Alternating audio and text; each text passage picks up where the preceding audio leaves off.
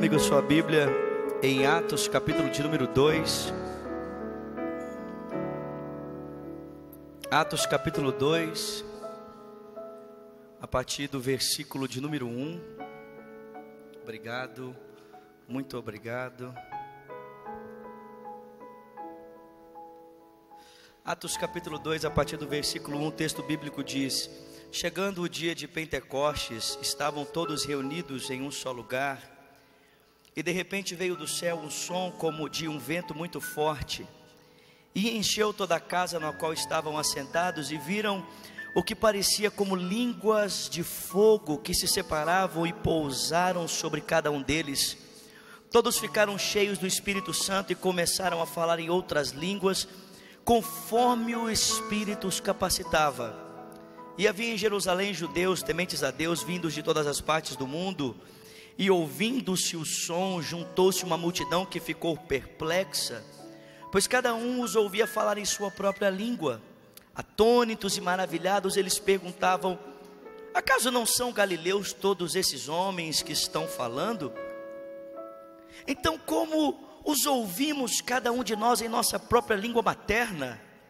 Pardos, medos elamitas, habitantes da Mesopotâmia, Judéia, Capadócia, do ponto da Ásia e da província da Ásia, da Frígia e da Panfilha, Egito e de partes da Líbia próximas a Cirene, visitantes vindos de Roma, tanto judeus como convertidos ao judaísmo, cretenses e árabes. Nós os ouvimos declarar as maravilhas de Deus em nossa própria língua. Atônitos e perplexos, todos perguntavam uns aos outros: o que isso significa? Alguns todavia zombavam deles, dizendo: eles beberam vinho demais. Então Pedro levantou-se com os 11 e em alta voz dirigiu-se à multidão, dizendo: homens da Judéia e todos os que vivem em Jerusalém, deixe-me explicar-lhes isto. Ouçam com atenção. Esses homens não estão bêbados como vocês supõem, ainda são 9 horas da manhã. Ao contrário, isto é o que foi predito pelo profeta Joel: nos últimos dias, diz Deus, derramarei do meu espírito sobre todos os povos. Os seus filhos e as suas filhas profetizarão, os jovens terão visões e os velhos terão sonhos.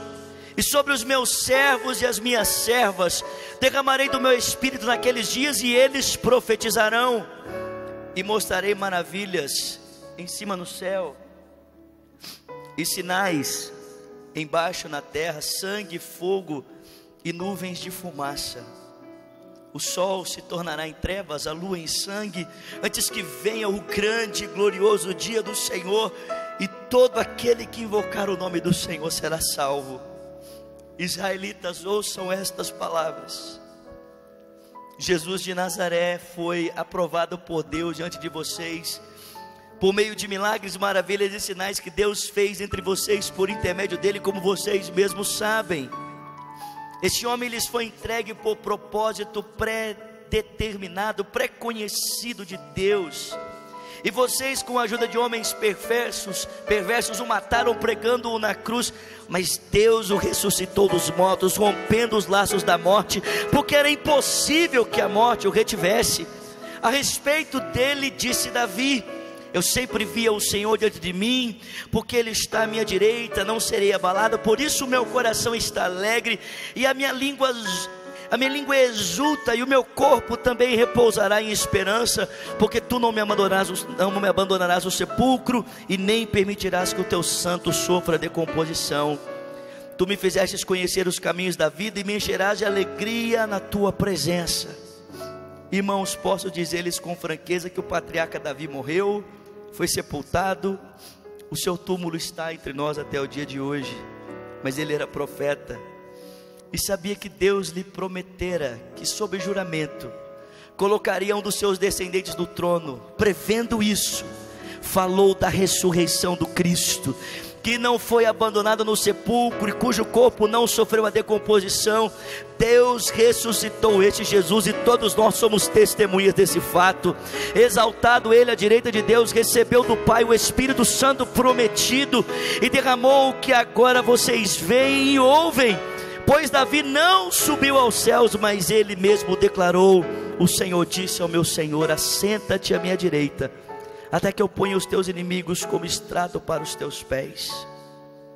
Portanto, que todo Israel fique certo disto: este Jesus a quem vocês crucificaram, Deus o fez Senhor e Cristo. E quando ouviram isso, ficaram aflitos em seu coração e perguntaram a Pedro e aos outros apóstolos: irmãos, o que faremos?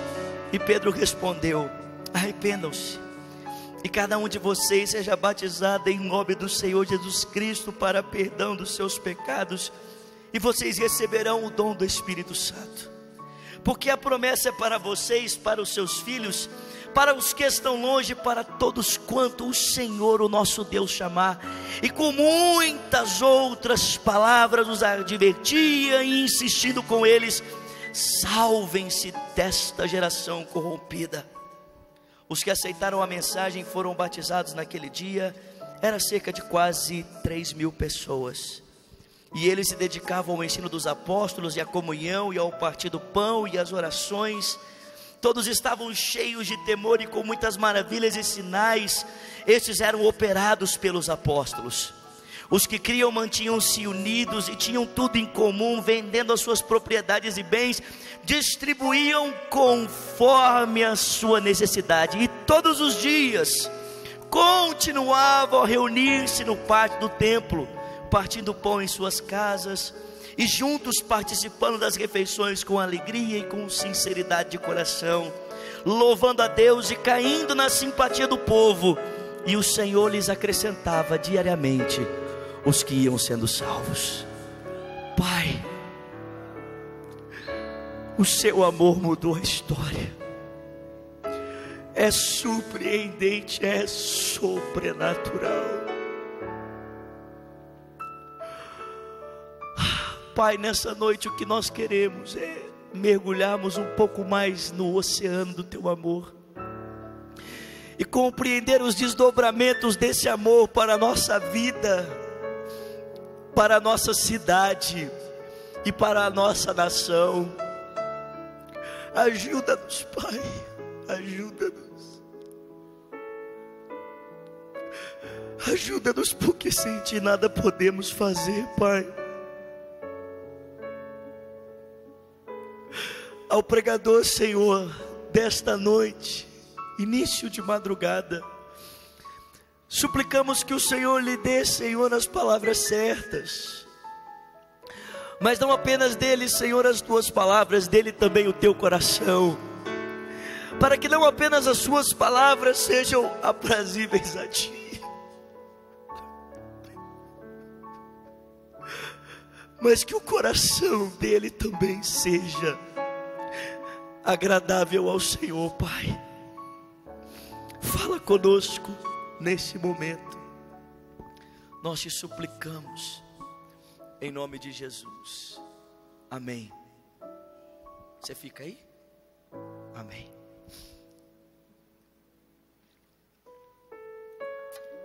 Vamos aplaudir o Felipe, gente.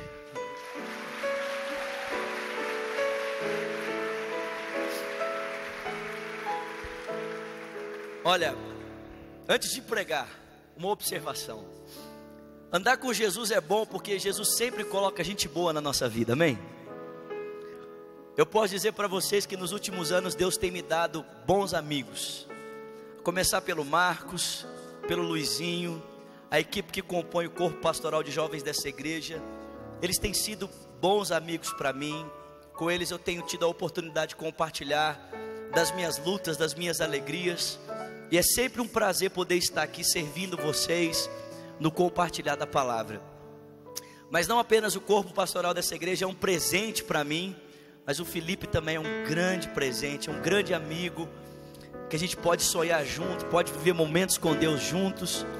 E eu louvo a Deus pelo talento que o Senhor deu a ele, porque as suas músicas, suas canções têm muito abençoado o meu coração.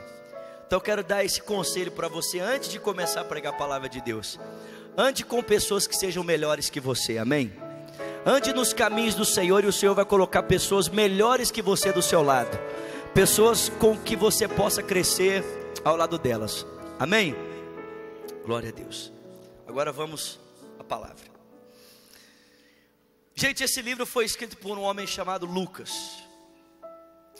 E é bem possível que o Evangelho de Lucas e o livro de Atos inicialmente tenham sido escritos juntos. Posteriormente, por uma questão didática, eles foram separados. Afinal de contas, o livro de Lucas trata para mim e para você a respeito da vida do Senhor Jesus Cristo. Lucas estava escrevendo para um homem chamado Teófilo, que provavelmente era uma autoridade naquele tempo, que já havia conhecido a pessoa de Jesus, já tinha tido algum tipo de experiência com o Evangelho, ou algum tipo de experiência com os relatos presentes a respeito da vida de Jesus Cristo. Mas parece que Teófilo ainda não conseguia visualizar os fatos de uma forma ordenada a respeito da vida do Senhor.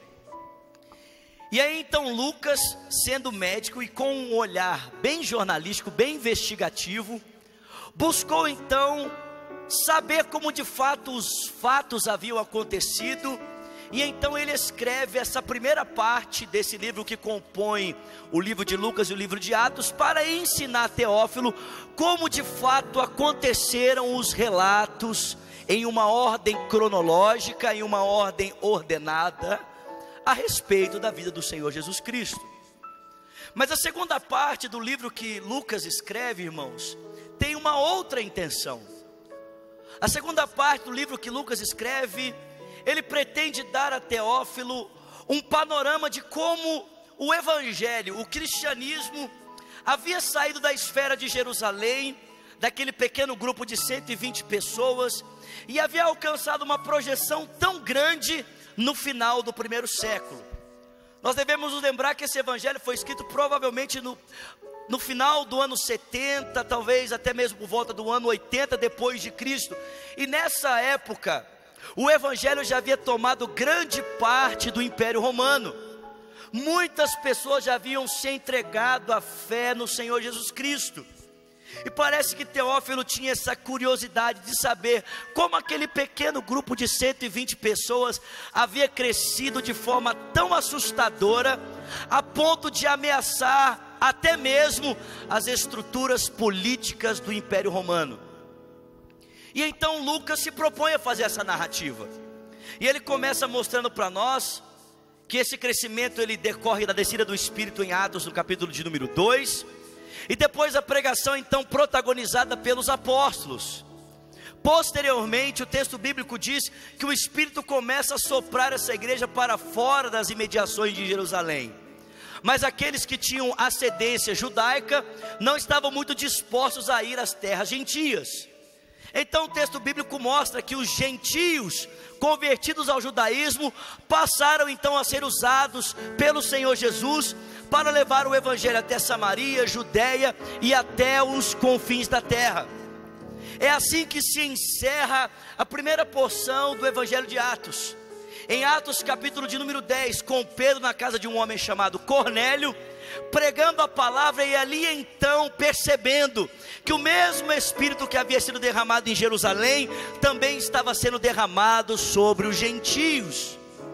A segunda parte do Evangelho de Atos, irmãos, ela acontece através da vida de um homem chamado Saulo de Tarso. A sua história começa a ser contada no capítulo de número 9. E o texto diz que posteriormente, após a sua conversão, e depois de passar 3 anos e meio no deserto da Arábia, Paulo é resgatado por Barnabé em Atos capítulo 13, e ele começa então as suas viagens missionárias. As viagens de Paulo são 3, e você pode acompanhar a narrativa, e através da vida e do ministério de Paulo, o Evangelho então vai alcançar a capital do império chamada Roma, e dali então espalhar-se por todo o mundo antigo. É dessa forma que Lucas pretende fazer com que Teófilo saiba os fatos ordenados da vida do Senhor, e também a maneira como o cristianismo veio a crescer assustadoramente, mesmo em um contexto de perseguição e de cultura completamente oposta a ele. Mas parece que a intenção de Lucas não é apenas essa. Parece que Lucas tem uma segunda intenção ao escrever esse livro de Atos. E a segunda intenção de Lucas era dar a Teófilo parâmetros parâmetros para compreender como de fato a ação do Espírito acontecia naqueles dias. Parece que Lucas desejava que Teófilo, ao entrar em uma igreja, ao entrar em uma comunidade, soubesse de fato se aquela comunidade estava experimentando de um mover genuíno do Espírito, ou se aquela comunidade estava experimentando de um outro mover. E perceba, irmãos, essa preocupação, ela era muito pertinente naqueles dias. Por quê? Uma vez que Satanás não conseguiu parar o mover do Espírito através da perseguição, o texto bíblico mostra para mim e para você que a outra investida de Satanás para tentar parar aquilo que o Espírito estava fazendo no seio da igreja, era tentar de alguma forma confundir o verdadeiro mover do Espírito Santo, assimilando um mover que de fato não era um mover do Espírito no seio da comunidade local. Você vai perceber isso quando você lê o livro de Atos, no capítulo de número 5. O texto bíblico diz que o Espírito Santo estava movendo aquela comunidade primitiva a uma grande generosidade. Uma generosidade tamanha que um homem chamado Barnabé foi impelido pelo Espírito a vender um terreno e depositar a quantia total desse terreno nos pés dos apóstolos. O texto bíblico diz que, impressionado com essa atitude, um casal chamado Ananias e Safira, também donos de uma propriedade, venderam o seu terreno, mas guardaram parte do lucro do terreno para si, e depositaram apenas uma pequena porção aos pés dos apóstolos. Mas perceba, irmão, olha o que Pedro disse quando a oferta de Ananias e Safira foi depositada aos seus pés. O texto diz em Atos 5 que Pedro olhou para Ananias em primeiro lugar e disse para ele: por que você permitiu que Satanás enchesse o teu coração? Perceba que a oferta de Ananias não foi movida pela ação do Espírito, mas foi movida por uma ação de Satanás. Foi Satanás quem encheu o coração desse casal para agir dessa forma. E havia uma preocupação tão pertinente no coração dessa igreja, para que de fato eles estivessem vivendo um verdadeiro mover do Espírito, e não uma falsificação causada pelas obras das trevas, que constantemente a igreja retomava os parâmetros corretos para chegar à conclusão se de fato a obra que estava acontecendo no meio daquela comunidade era uma obra do Espírito ou uma obra proveniente das trevas, ou da força da carnalidade humana. Quando o evangelho chegou a Samaria, Pedro e João foram enviados para lá para conferir se de fato a obra era do Espírito.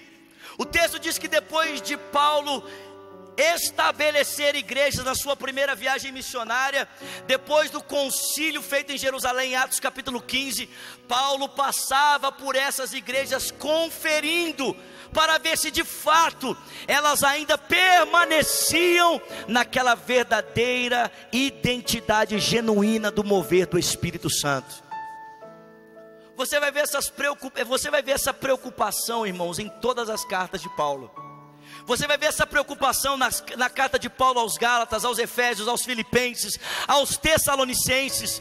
A igreja se preocupava em saber se de fato o que eles estavam vivendo era oriundo da vontade do Espírito, ou apenas da força humana, ou até mesmo das trevas. Parece que Lucas desejava dar a esse homem chamado Teófilo parâmetros para saber se o que de fato aquela comunidade estava vivendo era uma obra genuína do Espírito, ou apenas uma falsificação dessa obra. E esse texto que nós acabamos de ler aqui nessa noite nos dá 3 parâmetros para saber se de fato nós estamos vivendo a verdadeira obra do Espírito ou algo que não corresponde àquilo que o Espírito de Deus quer fazer no nosso meio. O primeiro parâmetro é apresentado por Lucas. O texto diz: e ao cumprir-se o dia de Pentecostes, estavam todos reunidos em um só lugar, e de repente veio do céu um som veemente e impetuoso, que encheu toda a casa em qual estavam assentados. De repente foram vistas línguas repartidas como que de fogo, os quais pousou sobre cada um deles.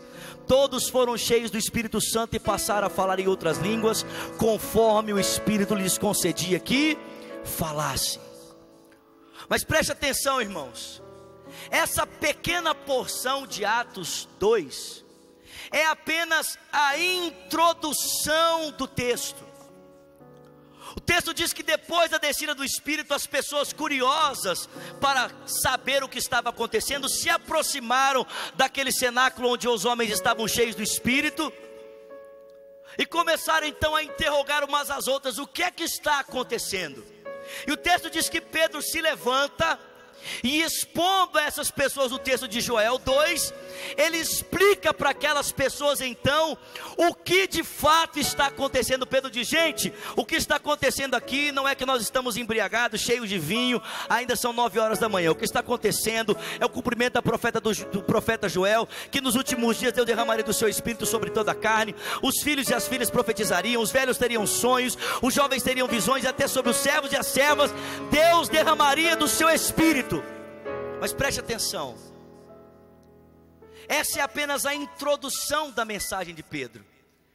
Pedro, ao explicar o fenômeno das línguas estranhas, ele está apenas introduzindo a mensagem. Porque a mensagem de Pedro, irmãos, ela começa nesses próximos versículos. Pedro diz: sabe aquele Jesus? Aquele Jesus, varão aprovado por Deus diante de vocês, com prodígios, maravilhas e sinais que Deus realizou por intermédio dele. Sabe aquele Jesus? Aquele Jesus que vocês o tomaram e o pregaram na cruz, apesar de Deus já ter entregue ele por propósito pré-determinado e pré-conhecido. Sabe aquele Jesus? Aquele Jesus que com as mãos de homens cruéis vocês o pregaram na cruz. Sabe aquele Jesus? Pois aquele Jesus, Deus o ressuscitou dos mortos, porque era impossível que a morte o retivesse. E agora, exaltado ele à direita de Deus, recebeu do Pai a promessa do Espírito Santo, que ele há de derramar, que ele está derramando sobre vós. Porque essa promessa, ela é para vocês, ela é para os seus filhos, para os que estão perto, para os que estão longe, para todos quanto o nosso Deus chamar. Preste atenção. A mensagem de Pedro, irmãos, não é sobre o Espírito Santo. A mensagem de Pedro é sobre a pessoa de Jesus. A primeira evidência da verdadeira obra do Espírito é a centralidade da pessoa de Jesus. Aonde o Espírito de Deus se move, o Espírito Santo se move para exaltar a pessoa de Cristo. Agora preste atenção, porque a mensagem de Pedro tem pontos específicos. Em primeiro lugar, Pedro vai mostrar para mim e para você que em primeiro lugar Jesus se fez carne. Em segundo lugar, quanto em carne, ele foi varão aprovado por Deus. Em terceiro lugar, Pedro vai mostrar para mim e para você que, sendo aprovado por Deus, ele foi entregue para morrer para perdão dos nossos pecados. Em quinto lugar, Pedro vai mostrar que ele ressuscitou de dentre os mortos. E por último lugar, ele há de vir para julgar os vivos e os mortos. Preste atenção, Pedro diz: Jesus foi varão aprovado por Deus. Ele é o verbo que se fez carne, aquele que era conhecido de Deus, foi encontrado na carne humana. Mas enquanto encontrado na carne humana, Pedro diz, ele foi aprovado por Deus. Ele realizou prodígios, maravilhas e sinais. Mas ao invés de vocês reconhecerem o que Deus estava fazendo por intermédio dele, vocês, homens cruéis, o tomaram e o pegaram na cruz. Mas preste atenção, Deus o ressuscitou de dentre os mortos. Agora preste atenção, querido, Porque a respeito da ressurreição de Jesus, eu gosto de falar isso. Se tem um negócio que mexe comigo é isso aqui. A respeito da ressurreição de Jesus, nós não estamos contando para vocês, ou eu não estou pregando a você, um fato fictício. A nossa fé não se apoia em uma lenda, em um conto ou em uma parábola. A nossa fé se apoia num evento histórico. A nossa fé se apoia em algo concreto, que tem evidências e provas do tempo e na história a respeito dos fatos que confessamos. Preste atenção. Para se comprovar um fato é necessário duas coisas. A primeira, é necessário evidências históricas. Em segundo lugar, é necessário testemunhas oculares. A respeito da ressurreição de Jesus, nós temos as duas coisas. O texto bíblico diz que após a sua ressurreição ele foi visto por 500 pessoas, ele foi visto pelos seus 12 apóstolos e posteriormente foi visto por Saulo de Tarso. E a respeito das provas do tempo e na história, elas são inúmeras. Se você for até o túmulo de Maomé, Maomé vai estar lá. Se você for até o túmulo de Confúcio, Confúcio vai estar lá. Se você for até o túmulo de qualquer outra personalidade que representa um credo ou uma religião, essa pessoa vai estar lá. Mas se você for em Jerusalém até o túmulo de Jesus Cristo, você vai ver uma plaquinha escrito: Ele não está aqui, Ele ressuscitou. Ele não está aqui, Ele ressuscitou.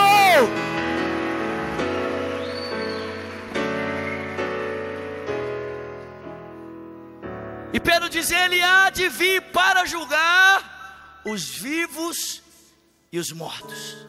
Agora, gente, sabe o que me impressiona? O que me impressiona é que o que Pedro está falando a essas pessoas não é algo que elas não sabem. O que Pedro está falando aos seus ouvintes é algo que todos eles já conheciam. Afinal de contas, aquela mesma multidão que estava diante do cenáculo reunida ouvindo Pedro pregar, era a mesma multidão que há poucos dias atrás também andava pelas ruas de Jerusalém dizendo: crucifica-o. As pessoas subiam para a festa da Páscoa e ali em Jerusalém permaneciam. Afinal de contas, a festa do Pentecostes era apenas 40 dias após a festa da Páscoa. A mesma multidão que gritou para que Cristo fosse crucificado era a mesma multidão que estava ali atenta, ouvindo o sermão de Pedro. Mas perceba, a reação dessa multidão diante da pregação de Pedro é completamente diferente. É impressionante, porque a pregação de Pedro consegue mexer com o coração dessas pessoas de uma forma que o que elas avistaram a respeito do Filho de Deus não pôde mexer com seus corações. O que está acontecendo aqui, queridos? Por que essas pessoas estão sendo tão quebradas? Por que o coração dessas pessoas está sendo tão compungido, tão afligido pela pregação de Pedro? Por que as cenas a respeito da crucificação de Jesus não foram possíveis de mexer com o coração dessas pessoas, como agora a pregação de Pedro é capaz de mexer? É muito simples. É porque o que Pedro está dando a essas pessoas não são apenas os fatos a respeito da morte de Jesus. Pedro não está abrindo um jornal e discursando com essas pessoas a respeito dos fatos que norteiam a morte do Senhor.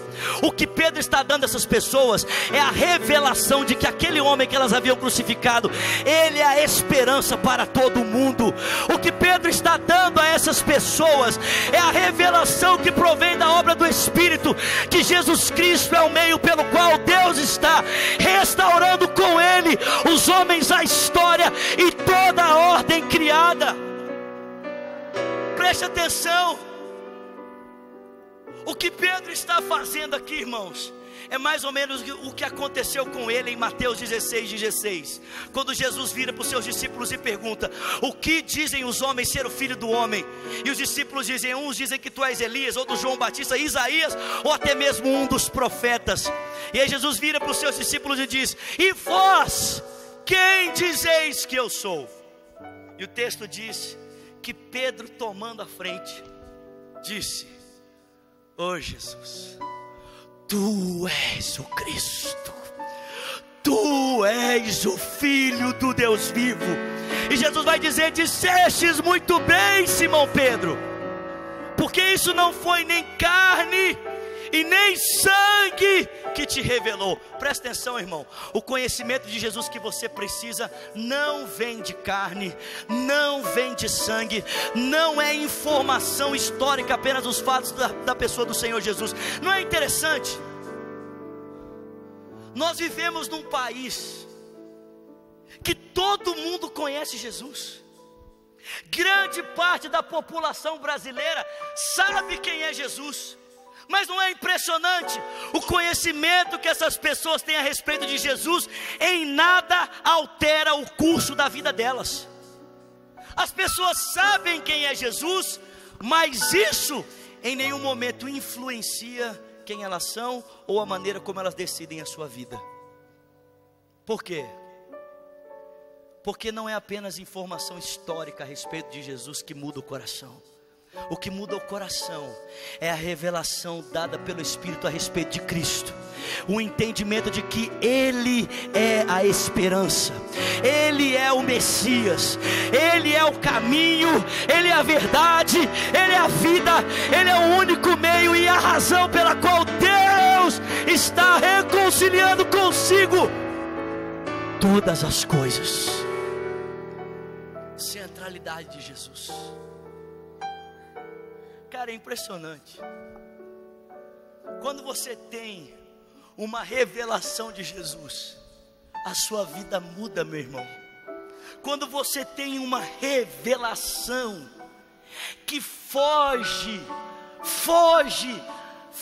aos parâmetros da razão, fere os seus afetos, isso muda a sua vida, muda. Eu não estou querendo dizer que o cristianismo não é intelectual e não tem bases intelectuais, não é isso. Mas o que eu estou dizendo é que a fé não apoia-se apenas na razão. A fé apoia-se também numa experiência com Deus. A primeira evidência da obra do Espírito é centralidade de Jesus. Aonde o Espírito se move, Jesus é visto. O segundo parâmetro para nós chegarmos à conclusão da obra do Espírito prossegue nas afirmações do texto. O texto diz que depois que Pedro pregou, o coração do seu auditório foi contristado. Diga comigo, contristado. Diga para o seu irmão, contristado.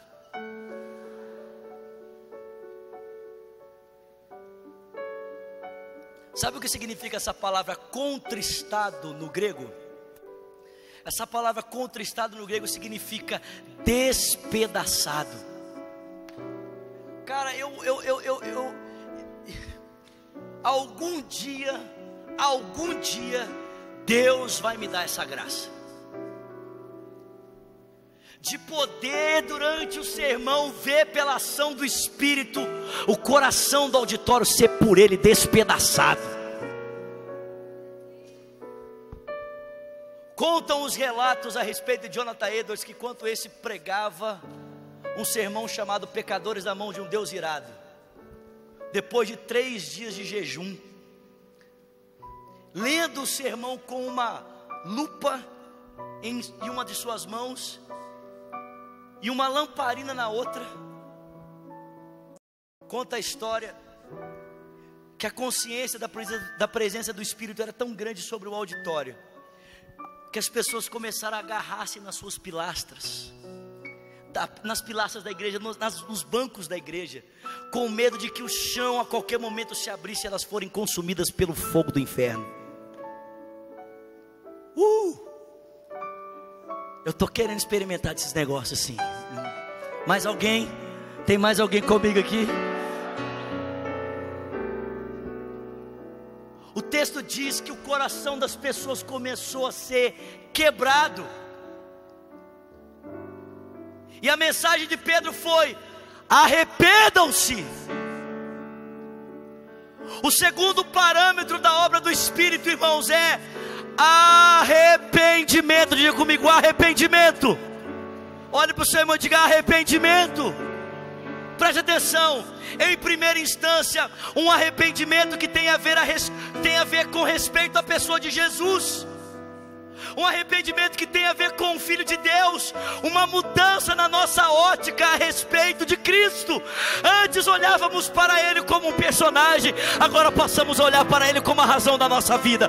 Antes olhávamos para Ele como qualquer outra pessoa, e agora fazemos dele o nosso Deus, o nosso tudo, a razão de tudo, de todas as coisas, nossa esperança, nossa fé, nosso amor, nossa existência. Arrependimento. Mas não apenas um arrependimento que tem a ver com a pessoa de Cristo. Um arrependimento também que tem desdobramentos na nossa vida pessoal. Um arrependimento que implica em mudança de atitude.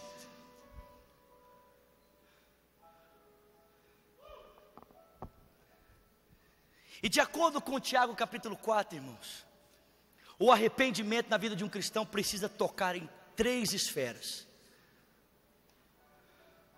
Tiago diz, Tiago 4,4: chegai-vos a Deus e Ele se chegará a vós outros. Purificai as mãos, pecadores, e limpai o vosso coração. Afligi-vos, lamentai e chorai.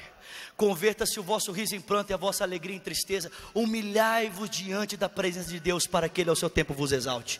De acordo com Tiago, o arrependimento tem que tocar 3 esferas. Em primeiro lugar, o arrependimento precisa tocar a esfera das nossas obras. Ele diz: purificai as mãos, pecadores. Levante as suas mãos, mais alto que você puder. Isso, agora faz assim. Agora para o outro lado. Agora diz: estou acordado, pastor. Estou brincando. Olhe para suas mãos. Olhe para suas mãos. Eu te pergunto nessa noite: como estão as suas mãos? O Salmo 24 diz: do Senhor é a terra, a sua plenitude, o mundo e todos os que nele habitam. Meninas, não é como estão as suas unhas, amém?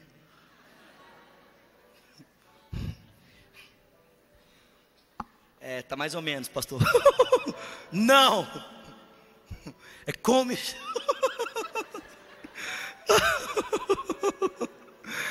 é como estão as suas mãos.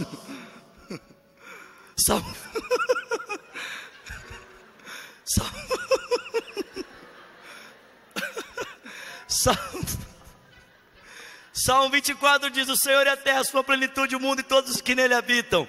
Porque foi Ele quem afirmou sobre os rios e estabeleceu sobre a vereda dos mares. Aí o texto prossegue dizendo: quem subirá ao monte santo do Senhor? Quem estará no seu santo lugar? Presta atenção, gente. A gente precisa se lembrar que no Antigo Testamento o templo ficava no alto de um monte. Subir a um monte para adorar significava ter comunhão com Deus. O salmista está dizendo: quem é que vai ter comunhão com Deus? E ele diz: aquele que tem as mãos limpas, aquele que é limpo de mãos. Mãos diz respeito a atitudes. Como estão as suas atitudes? Como estão as minhas atitudes?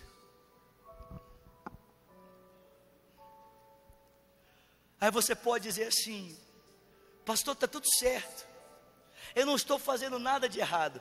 Mas gente, sabe, vou dizer algo para você que eu tenho aprendido com Deus. A gente não peca só quando a gente não faz o que não pode fazer. A gente peca também quando não faz o que deveria fazer. Tiago diz: todo aquele que sabe que tem que fazer o bem e não faz, esse peca. Sabe, nós não podemos dizer para Deus: Deus, olha só, eu não estou fazendo isso, eu não estou fazendo aquilo, eu não estou fazendo aquilo outro. E Deus vai dizer: realmente, você não faz isso, você não faz aquilo, você não faz aquilo outro, mas também não faz nada do que eu mandei você fazer. mãos limpas. Mas há uma outra esfera que o arrependimento precisa tocar nas nossas vidas. Tiago diz: purificai as mãos, pecadores, e vós que sois de ânimo dobre, limpai o vosso coração. E o que é coração na Bíblia? Provérbios 4:20 responde: de tudo que tens guarda o seu coração, porque dele procede as fontes da vida. Quando a Bíblia fala sobre coração, ela está falando do centro da sua vida, a sua central, o lugar de onde procede as suas decisões que se tornarão em ações. Tiago diz: purificai o vosso coração. Como está o seu coração, meu irmão?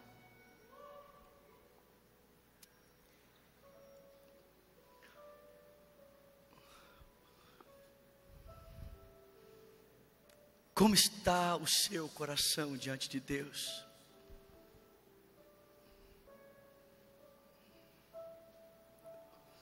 E a terceira esfera que o arrependimento precisa tocar em nós é nos nossos sentimentos. Ele diz: purificai as mãos, pecadores, e vós que sois de ânimo dobre, limpa o coração. Afligi-vos, lamentai e chorai. Converta-se o vosso riso em pranto, a vossa alegria em tristeza. Humilhai-vos debaixo da poderosa mão de Deus, para que Ele ao seu tempo vos exalte. Preste atenção. Converta-se o vosso riso em pranto, e a vossa alegria em tristeza.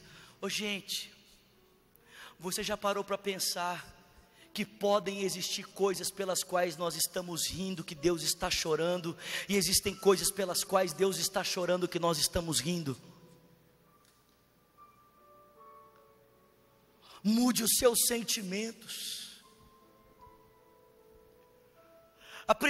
O primeiro parâmetro da obra do Espírito é que o Espírito exalta Jesus. O segundo parâmetro da obra do Espírito é que ele provoca arrependimento. Um arrependimento que é concernente à pessoa de Cristo. Um arrependimento que em primeira instância tem a ver com a maneira como nós nos posicionamos diante de Jesus. Em segundo lugar, o arrependimento que diz respeito à nossa vida pessoal.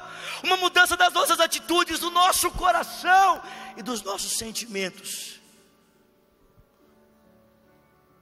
E para nós encerrarmos, o terceiro parâmetro da obra do Espírito é o engajamento social. Diga comigo: engajamento social. Chacoalhe o seu irmão, diga para ele: engajamento social.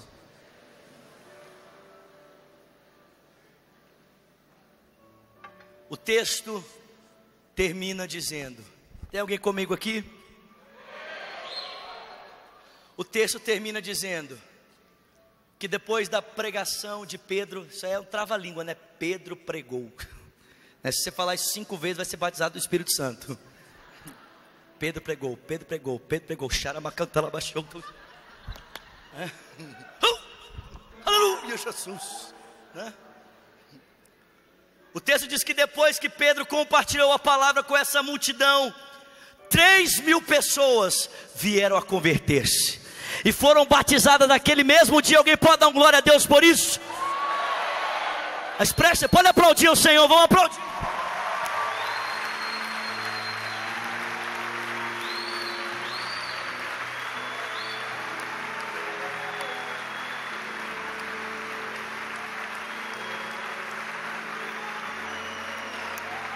Você pode dar brados de vitória a Ele nessa noite. Diga aleluia, diga glória a Deus.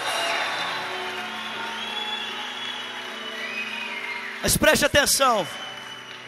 O texto diz que esses 3.000, junto aos outros 120, reuniam-se regularmente no pátio do templo para orar, para ouvir a doutrina dos apóstolos.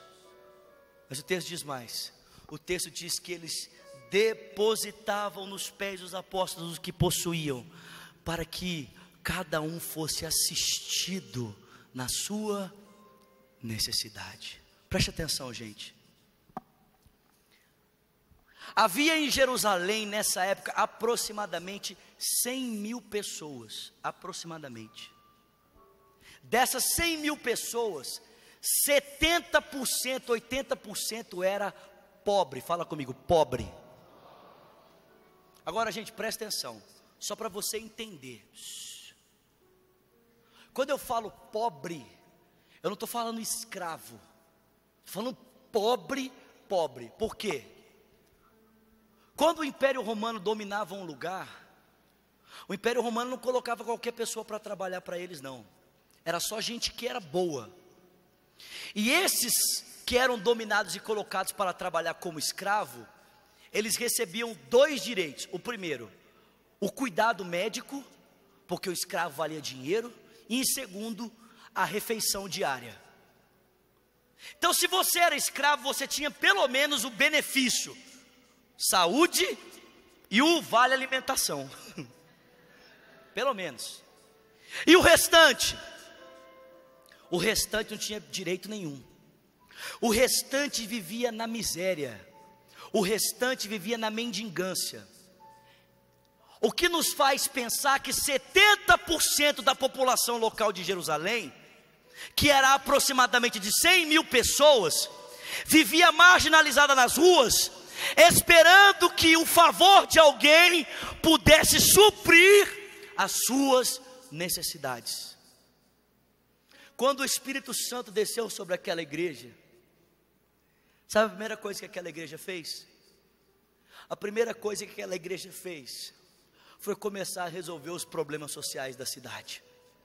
E os problemas sociais daquela cidade estavam ligados aos pobres. As pessoas começaram a pegar o pouco que possuíam, os que possuíam, e depositar aos pés dos apóstolos, para que aqueles que faziam parte daquela comunidade local saíssem do estado de miséria e pudessem de alguma forma ser suprido, pelo menos nas suas necessidades. O texto bíblico diz que por causa disso, a cidade voltou seus olhos para aquela igreja. Aquele povo caiu na graça da cidade, e por causa disso o Senhor passou a acrescentar diariamente àquela igreja os que iam sendo salvos. Preste atenção, quando o Espírito Santo move no lugar, irmãos, ele nos leva a olharmos para fora das paredes do templo, porque não existe avivamento genuíno, não existe avivamento verdadeiro que fica apenas na esfera do templo. Um verdadeiro avivamento, ele precisa transcender as paredes do templo. O verdadeiro avivamento precisa tocar as ruas, precisa tocar os bares, precisa tocar as favelas, os guetos, os becos. O verdadeiro avivamento precisa tocar as zonas de prostituição, os marginalizados, os esquecidos, os abandonados, os presidiários, os encarcerados. O avivamento precisa tocar o órfão, o infrator, o órfão abandonado, a viúva esquecida. Avivamento tem implicações sociais. O Espírito Santo levou aquela igreja a olhar para os problemas da cidade onde ela estava inserida. Conta a história da igreja que no século 3, quando Constantino, por alguns se converteu e por outros não. Mas o texto diz que quando Constantino assumiu o império, advogando a sua conversão, e Constantino não sabia o que fazer com os pobres do Império Romano, sabe a quem Constantino entregou o cuidado dos pobres? A quem? A igreja. Se nós fizermos o cálculo, alguns estudiosos acreditam que de cada 10 pessoas dentro de Jerusalém, entre cada 10, um era sustentado integralmente pela igreja.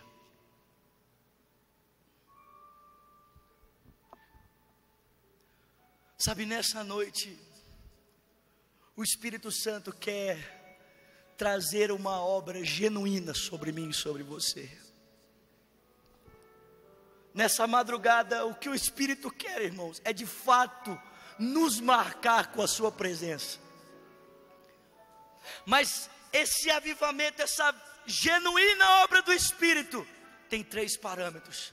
O primeiro parâmetro dessa obra é a centralidade da pessoa de Jesus.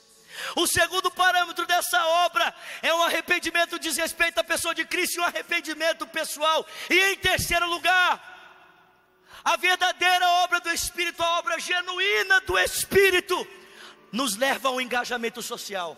As preocupações com os problemas sociais da cidade onde estamos inseridos. Você está disposto a isso? Você está disposto a nessa madrugada dizer para o Espírito: toque em mim, Espírito. Toque em mim, Espírito.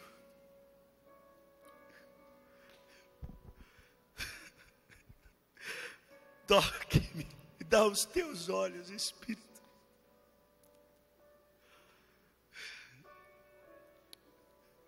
Me dá o teu coração, Espírito.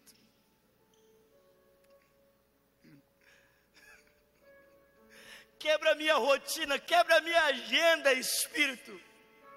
Você está disposto a isso? A dizer para o Espírito: Espírito, não importa quais sejam as implicações do que tu queres fazer na minha vida, faz a tua vontade em mim. Eu quero viver a tua vontade, Espírito. Sabe, talvez nessa madrugada você vai sair daqui com uma insatisfação santa a respeito daqueles que são usuários na sua cidade.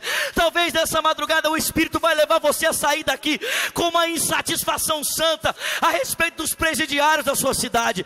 Talvez nessa madrugada o Espírito de Deus levará você a sair daqui com uma insatisfação santa a respeito dos problemas sociais da sua cidade. E eu vou dizer algo para você: você não terá paz até que o Espírito Santo de Deus possa encontrar em você um lugar para executar a sua vontade, um lugar para executar o seu querer, para essa cidade e para essa nação. A minha oração é para que Deus nos dê projetos mais nobres do que os projetos que nós temos tido. Porque, irmãos, não nos falta competência e nem inteligência. Não nos falta. Sabe o que nos falta? O que nos falta é compaixão, irmãos. Nós somos muito bons em projetarmos, em arquitetarmos projetos que visam o nosso enriquecimento, que visam o nosso crescimento profissional. Nós somos muito bons para arquitetarmos projetos que visam o nosso crescimento intelectual, que visam a nossa melhora na estrutura familiar. E não existe problema nenhum em arquitetarmos, em projetarmos esses tipos de coisas. Mas infelizmente os nossos planos param aqui. Nós precisamos ter planos que visam transformar a história do lugar onde nós estamos inseridos. Nós precisamos ter projetos mais nobres, que transcendem a esfera do nosso eu, para tocar a esfera do nosso próximo. A verdadeira obra do Espírito, ela leva à centralidade de Jesus. A verdadeira obra do Espírito traz arrependimento. A verdadeira obra do Espírito traz engajamento social. Onde estão aqueles que estão sendo moídos pelo Espírito nessa noite? Onde estão? Onde estão aqueles que estão com seus corações despedaçados? Onde estão? Onde estão aqueles que os seus olhos já se derramam em lágrimas diante da exposição da palavra de Deus e da consciência de que Deus pode fazer com você infinitamente mais do que você pode pedir, pensar ou imaginar? Onde estão? Onde estão aqueles que querem tocar os aflitos? Onde estão aqueles que querem tocar os necessitados? Onde estão aqueles que querem abraçar os marginalizados? Onde estão aqueles que querem ser os braços, as mãos, os pés de Jesus? Onde estão aqueles que querem ser as bocas do Filho de Deus, seus olhos, seu coração?